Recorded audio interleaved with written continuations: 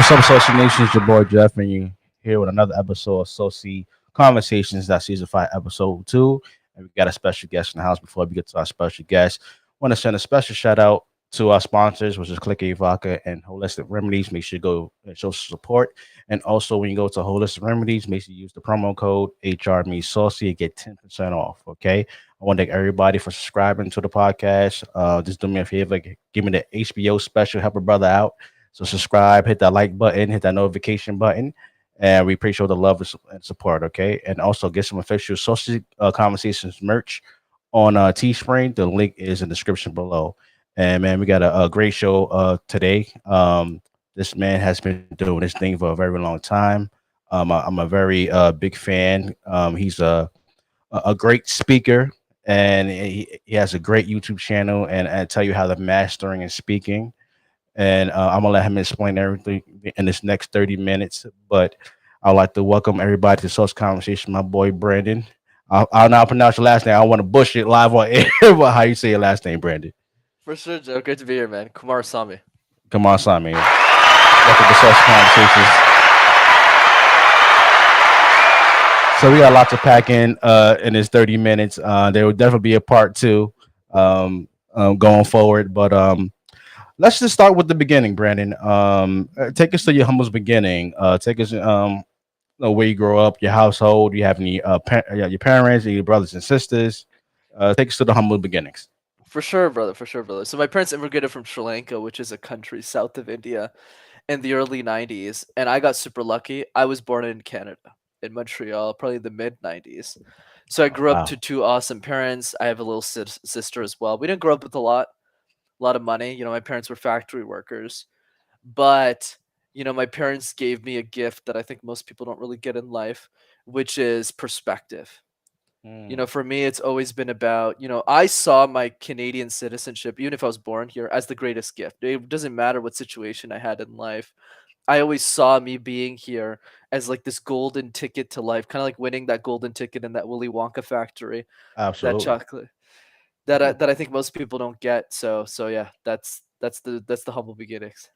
Right. So was you born in Canada, or was you born in your country first, then you moved to Canada? You got it. Born in Montreal. So born in Montreal, and I still live there to this day. Copy that. Copy that. So growing up in Montreal, take us through your journey through school. What was your was it a learning high, difficulty of because we moving there is like being born there is like a culture shock, and stuff like that. So how was it growing up in Canada? Tell us what was your favorite subjects in school and everything. Yeah, for sure, brother.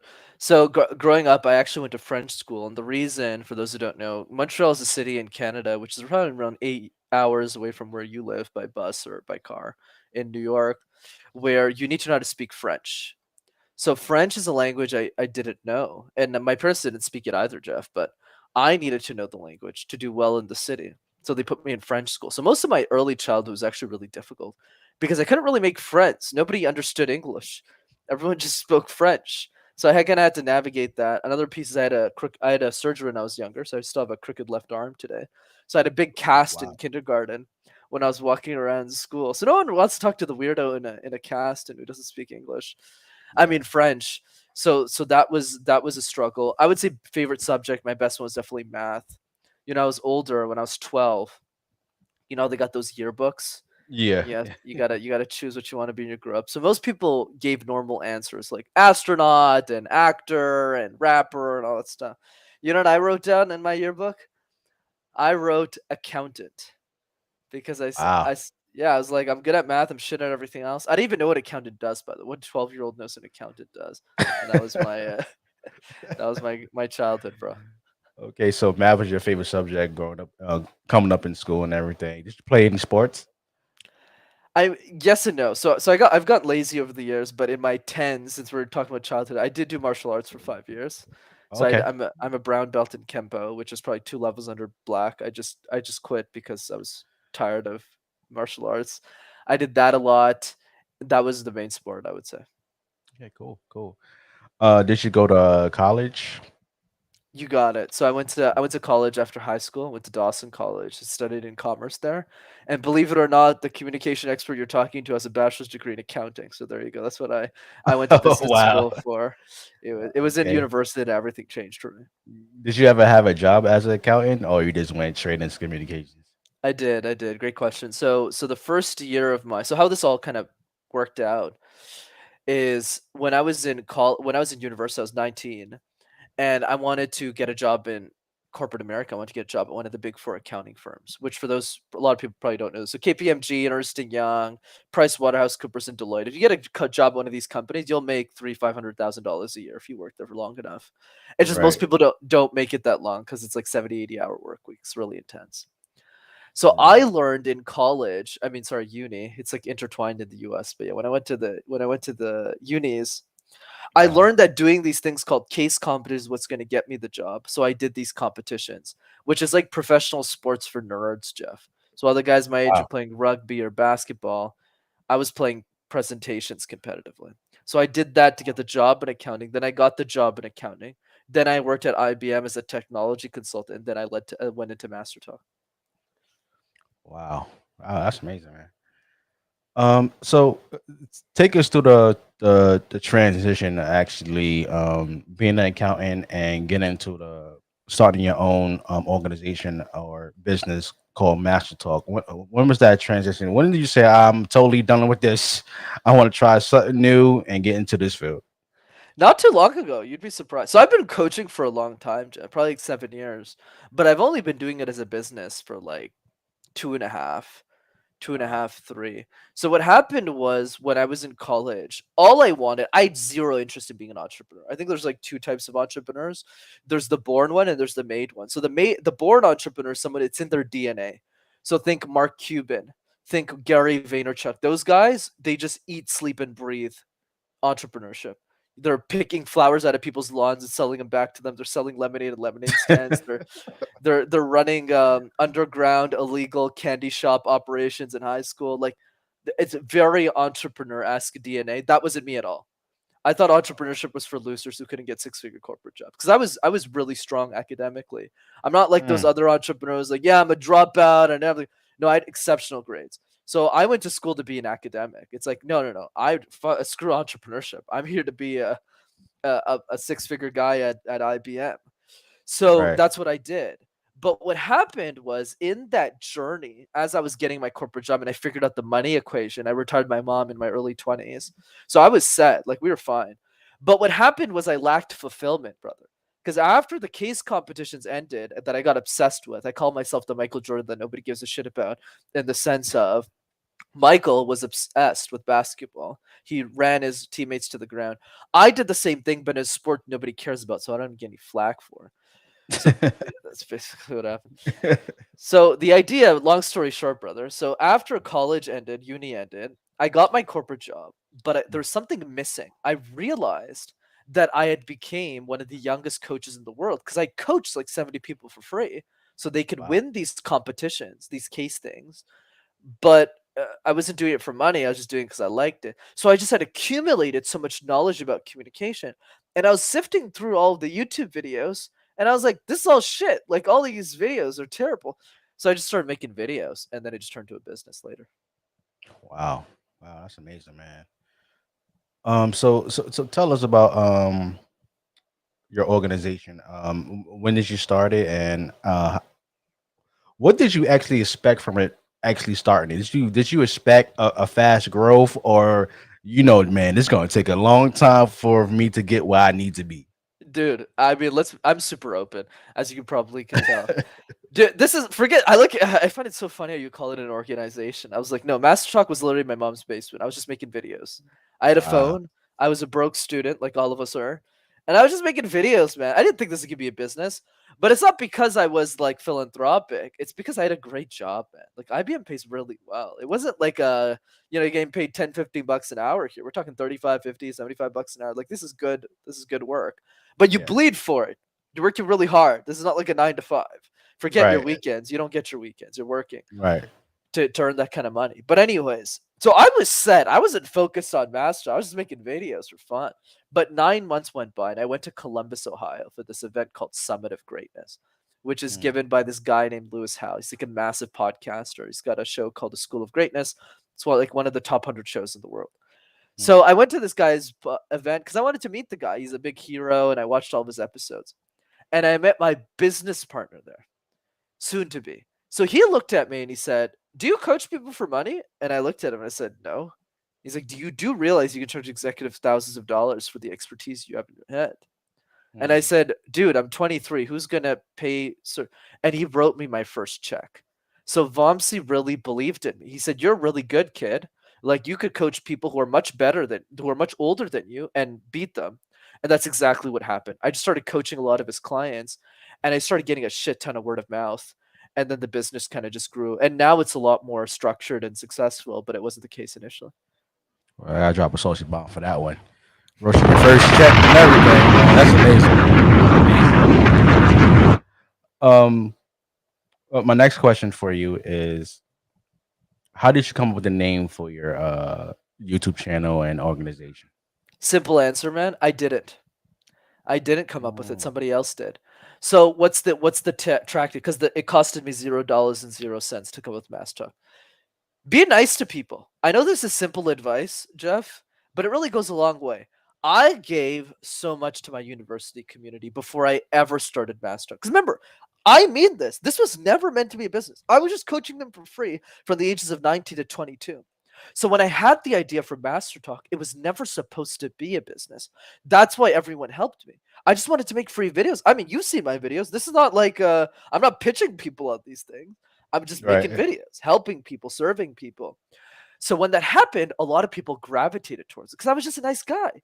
My best friend, one of my good friends, he made my logo without me ever asking. He was like, we were eating burgers. He's like, dude, you need a logo. And I looked at him and said, I was like, brother, I have 20 subscribers. Who needs a logo? And he made me one. And this guy does like paintings for FC Barcelona, very successful guy now. But at the Yeah. time, we were just both broke guys. The other guy, what happened with the name was we made a list on a spreadsheet of 300 different names. And Richard looked at the list and he said, let's call it Master Talk. And I Mm. looked it up on the trademark office for the US. I own the trademark now. But at the time I looked it up and it wasn't taken. I said, yes. So everyone helped me, man. There's a whole village around me that you just don't see. And that's what made me successful.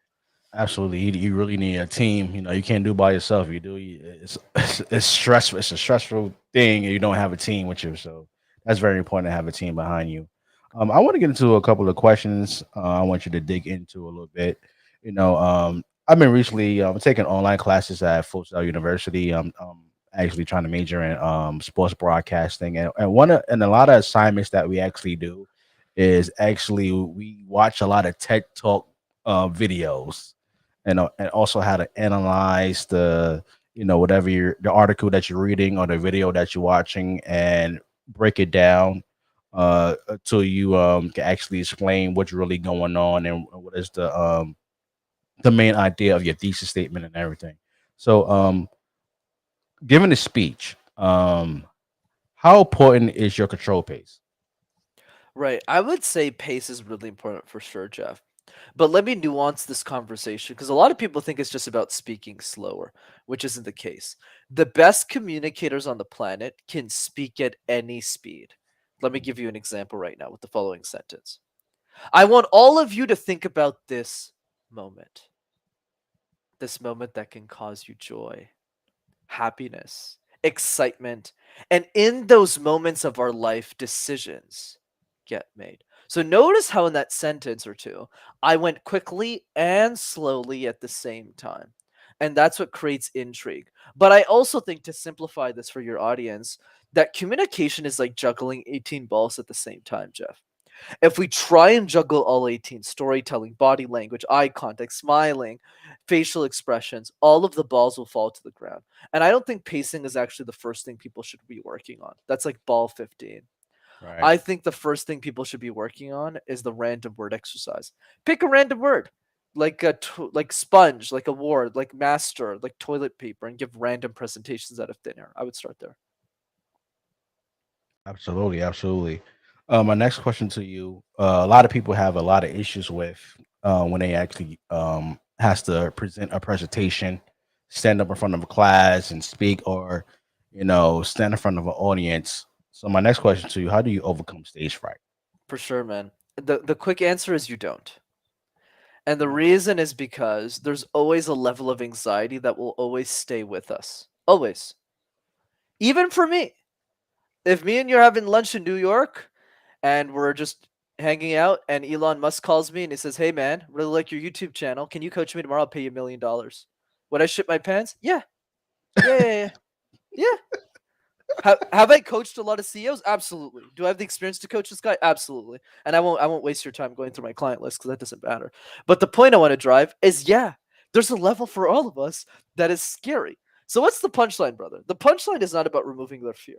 The punchline is about seeing the fear for what it is, which is a boxing match. One side of the ring is your fear, the anxiety, the stress, the I don't want to do it. And then the other side of the ring is the message. Why does this Mm. matter? Why is it important? Why should I open my mouth? And the goal is not for the fear to leave the ring. The goal is to make sure that when your fear and your message meet in the middle of that bloody boxing match, that your message wins the match, that your message gets the knockout punch. And that is how you deal with anxiety, not by removing it, but by making your message just a bit more important. Mm. Question for you. In your own experience, or do you have like any rituals that you do before you give it actually a speech? I know some people they gotta have, they gotta have a bacon egg and cheese sandwich or something like that, and a Pepsi. I know some people gotta have like a bowl of Skittles in their room. Like, what is your ritual before you actually get on stage and give these type of talks So I to actually make bring you my feel comfortable? so I bring my pet monkey. No, I'm kidding. Bubbles.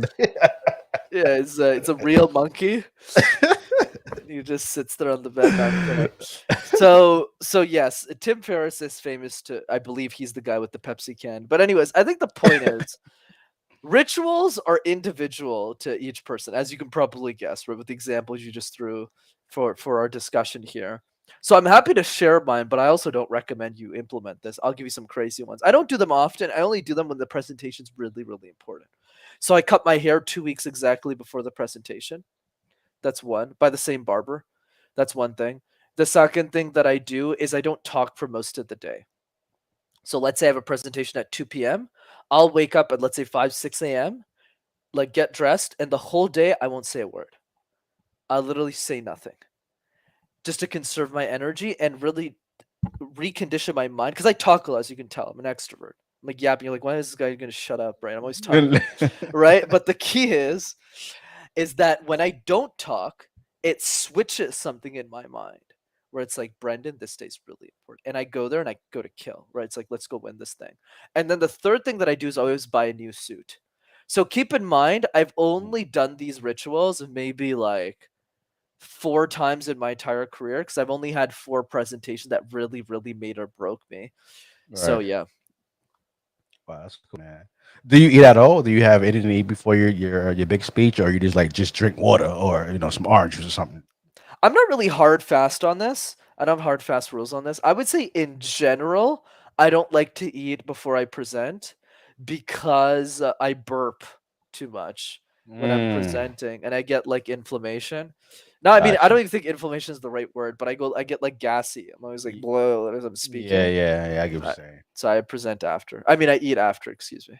Yeah, that's a big lunch or a big a big dinner after going through that that whole speech and everything. I bet. My next question to you: how do you carry a conversation? What is it? One of my major issues: I can't carry a conversation to save my life. If I That's don't, not true. That's not true. Yeah, especially when it comes to a woman, I can't carry a conversation. you're just being humble, brother. I'm sure you do fine in that category. I need You're some just help, Brandon. I need some help. you're just giving a shout out for the other guys out there. You're taking care of Yeah, them. yeah, yeah. They I'm told me to ask that question as well. I have some friends all over there. I ask them how you carry a conversation, especially with a woman, because I can't do it. I got you. I got you. Go Let's talk about this because I definitely have some thoughts. Happy to share. So let's take the ahead. first, which is a principle that I'd love for everyone to get their heads wrapped around. You don't get to talk to a lot of people in your life, Jeff. Mm, So what do I mm, mean by this? Let me throw an analogy your way. Let's say you meet somebody new every few days, which is not likely. This could be man or woman, it doesn't matter. Just somebody new every few days. And you do that for a year, which most people don't. That's give or take 100 people. Make sense so far? One person every Hmm. 3 days, year, give or take 100 people. So let's say we live 50 more years. Let's assume both of us are 25 right now to keep the analogy simple. And we live until 75. Not to make this a math exam, you know my favorite subject is math, but 50 years times 100 people per year is 5,000. So why do I bring up that number? I bring up that number because there's 7.8 billion people in the world and you only get to shake hands with 5,000, which begs the more important question. Who do you want those 5,000 people to be? Ah, Mm. who do you want those 5,000 people? 5,000 ain't a lot of people, brother. It's not. It's not a lot of people at all.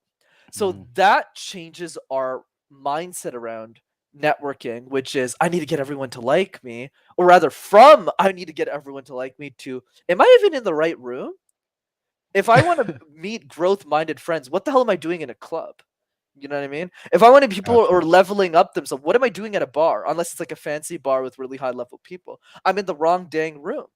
So what's the advice? The advice for then we'll talk about women, but the advice for this is make a list of the top people in your network. Who are the people that are already dope that you hang around with? 5 people, 10 people, and ask them to make introductions to you to their best people. That's how you play Mhm. this. So most of the meetings I take outside of podcasts, like people just want to talk to me, I Mhm. usually don't take those meetings unless they're an introduction for one of my top 10. They go, hey, I think you got to meet this guy. He's really serious. He's doing something really big. Then I talk to him, or else I don't talk to those people. So I think that's my advice. And then Absolutely. the what is it? If you do this correctly, because I don't want to make it sound like I'm some fucking important person because I'm not, in the sense of your network upgrades over time. So when you start, you're in the beauty leagues, but as you add more value to people like I've done in my career, and I still do, I still have a long ways to go. There's a lot of people I still have access to. As you add more value, eventually you get to Ken Hart. Eventually you get to Gary Vaynerchuk. Eventually you get to Snoop Dogg, but you just got to keep adding value and you be an interesting person where they want to talk to you. That's the quick piece on that. With women, I would just say it's a numbers game. That's all I got to say on that. I hear you. I hear you. Oh, what? Like we always like. I'm 30. I'm 35. You're Uh, 35? yes. What? I thought you were Yeah. 22, bro. Well, some people tell me I look like I'm 22, but it's a No, genes, brother. because It's a because you said genes. because you said college or something No, like that, yeah, I just started taking online classes and which stuff is like that. great, by the way. That's why I Because just thought you're. yeah, I hate a school. That I'm not I'm the person that got 65s and up. That's it. No, I'm a 65 guy average. I just hated school, but I got through it, got my diploma and everything. But my next question to you, I'm 35 years old, and what is one thing like the way I look back on my life, especially in my 20s, and there are a lot of things that I wish I could have known right now if I was in my 20s. So, what is the one thing or couple things you'd like to share with the audience before we get out of here? What is a couple of things that you that you actually know now, but you wish you could have learned in your 20s? Of course, man, and happy to do a part two, brother. Appreciate it. So Absolutely. I would say the biggest one because there's a lot of things I could say to my 20-year-old. So, and I'm still in my 20s, but I'm 26 currently, just so people have an Oh, okay. awareness of that too. But what I will say is ask yourself one hard question about life every day, and I guarantee you'll never be the same ever again after a month. So let me give you some examples. I'll throw three at you to keep it simple, and we don't traumatize your audience too much here. So the first one is if you had all the money in the world, if I made you an instant billionaire, what would you do with your time? And the Mm, reason why this question is so powerful, Jeff, is because you forget about the 65 number. Oh, I'm trying to retire for 65. Well, what if I made you retire right now? What would you do with the rest of your life? Oh, it stumps people because they go like, "Oh, I'll travel like, for how long? What are you gonna do? Travel for 7 years and then die?" Like, no, it doesn't make any sense. So this yeah. really messes with people. Really helps them get clear. Question two: if you could only accomplish three things in your life, that's it, nothing else. What would you accomplish and why? And Mm, this helps us focus because this question helps us get not lost. Because everyone in their 20s, they think they can do everything, and that's not true. right? Absolutely. You need to have the Mhm. wisdom of someone who's already dead. That's my philosophy in life. And I know Ooh. that the people who are much more successful than I am, I'm relatively successful for my age for sure. But those people, they're all really good at one thing. So if I try and half-ass 10 different things, I'm gonna lose. So what are the Mhm. three things that I'll be world class at? That's it. That's all. That's two. And number three, what's one goal or dream that you secretly gave up on your life and you didn't tell anyone about? Start to reflect on that question because that will unlock the dreams and the goals that are hidden inside of you that you've kind of blocked under that you need to start bringing out. Just do those three things, and I think that you're already ahead of most people. Wow, wow. That's very deep. That's very deep. I didn't do some soul searching today when we get off here. Um, what is next for you, Brandon? What is your 5 year plan, especially with Master Talk? For sure, man. You know, for me, my mission in life is I think the next Elon Musk is a 7-year-old girl who can't afford me.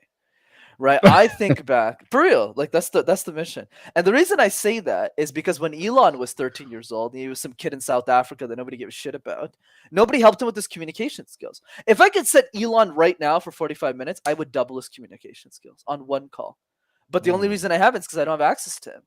But I thought about the next Elon, who's like 12, 13, 14 years old right now. And the question is, what are we doing for that person? Yeah, sure, I'll make my money from my executives. I'll do well. But what about the person who can't afford a communication coach? What are we doing for that person?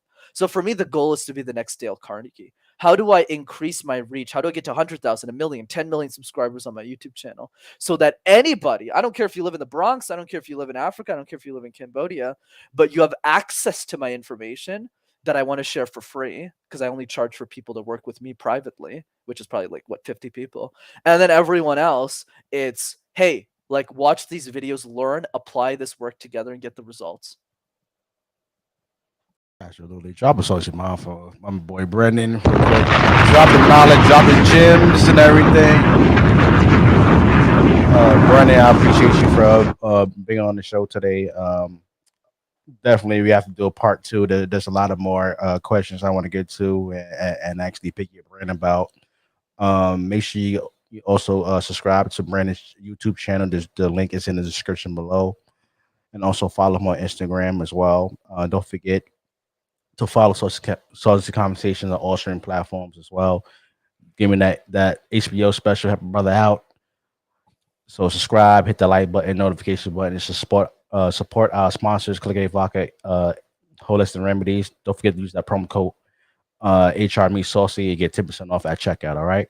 We see you on the next one on season 5, episode 3. We see you on the next episode. Peace of love, Brandon. Thank you, brother, and looking forward to future episodes with you.